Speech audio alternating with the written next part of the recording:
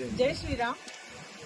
ఈ మధ్య కాలంలో సనాతన ధర్మం మీద చాలా మంది పాస్టర్లు వెకిలి చేష్టలు, వెకిలి మాటలు ఎక్కువయ్యాయి.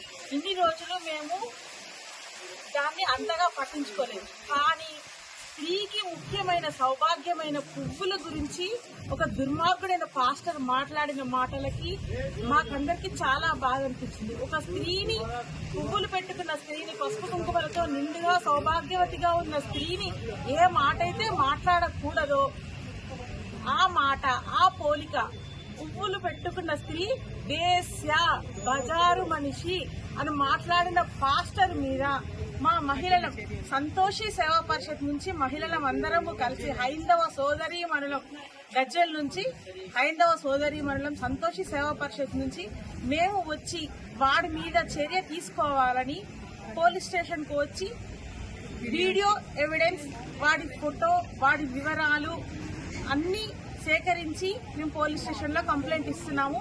మాకు న్యాయం జరగాలి, వాడు మాకు క్షమాపణ చెప్పాలి, కఠిన చర్యలు తీసుకోవాలని పోలీసు వారిని కోరుతున్నాము.